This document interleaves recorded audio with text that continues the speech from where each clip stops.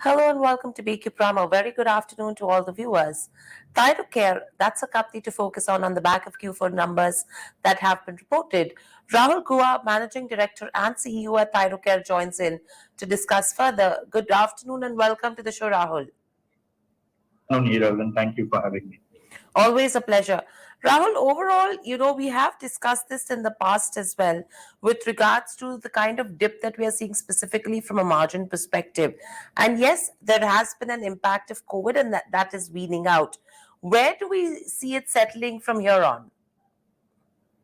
As I've always been saying, Hiral, if you look at our non-COVID business, actually we grew at 22% this year, and we didn't dilute margin by very much. It's actually more or less stable if you compare against last year. So if you think about 22% growth with stable margin, that was an overall very good.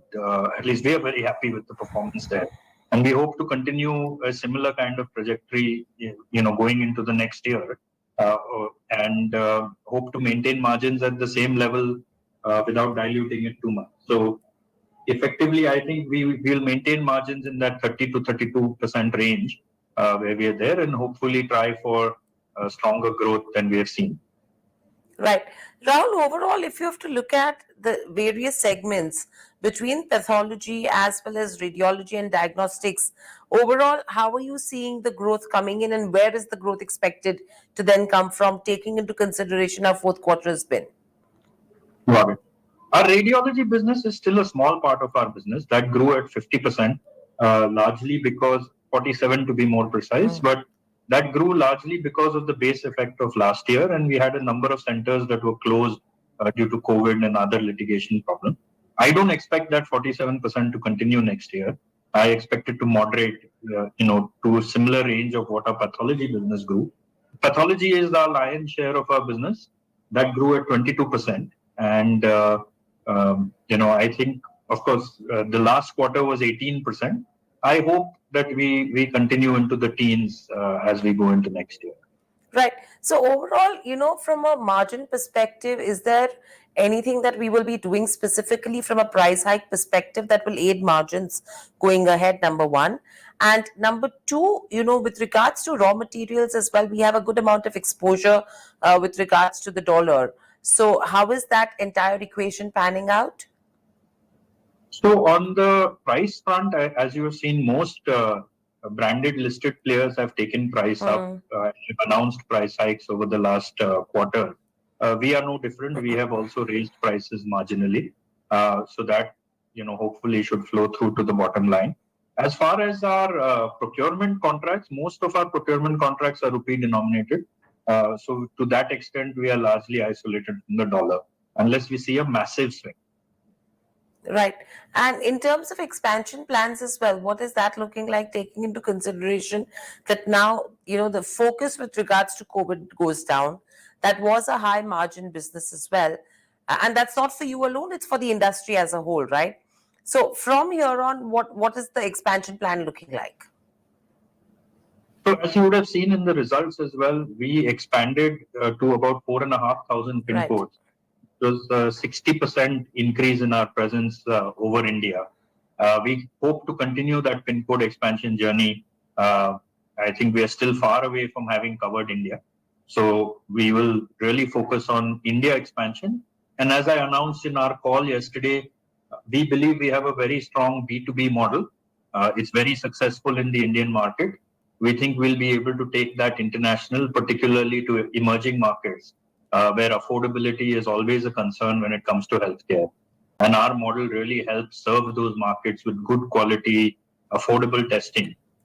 So as I had talked about yesterday in my analyst call as well, we are evaluating certainly Africa and a few other more geographies to expand this model that is very successful in India. Right. Rahul, overall, if you see in terms of 2023, our target was to add 2 regional labs, process around 90% plus samples in NABL accredited labs, and reach 5,000 pin codes. That is what we were aiming at. If you have to see where we are at versus what we were expecting us to be, where is the miss and what's the reason for the miss, and how do we plan to catch up to the same? Sure. We had said 90% in an NABL lab. Today we are at 85%. We had said 5,000 pin codes. We are at 4,600. And we had said 2 labs. We have done 6 labs. Right. So overall, I think, a slight miss. I would not say it's a massive miss, up to 5% miss. And that we were working very hard this year to correct. But at least what we committed in terms of having our NABL quality processes sorted out, we now have 20 labs NABL accredited. Just out of our 30 labs, 20 labs are NABL accredited, which is about 66%.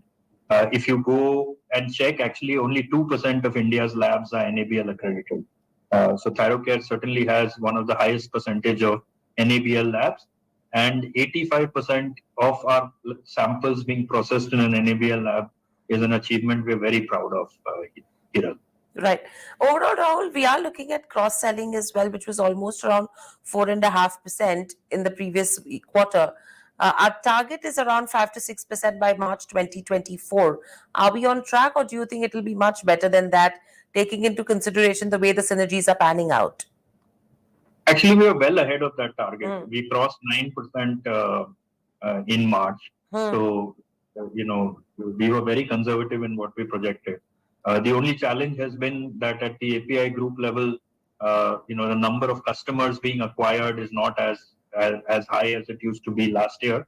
So as a result, the diagnostics business from API has remained more or less flat, but the cross-sell number is, well in excess of what we projected. Right. And very lastly, if you have to look at FY24 as a year, what's the overall growth that we are looking at? And secondly, what's the next milestone that we are looking to cross? Because even if you see in terms of 2023 as FY23 as a year, a lot of milestones that we have already achieved so far. Yes. I think, as I've been saying, we'll be happy if we are able to grow in the mid-teens to 20. That's the target that we're thinking about. If we're able to do that, we'll get a lot of operating leverage in the P&L, and the EBITDA numbers also should improve as a result. And the large milestones that we're looking at is to have at least 90% of our labs NABL accredited.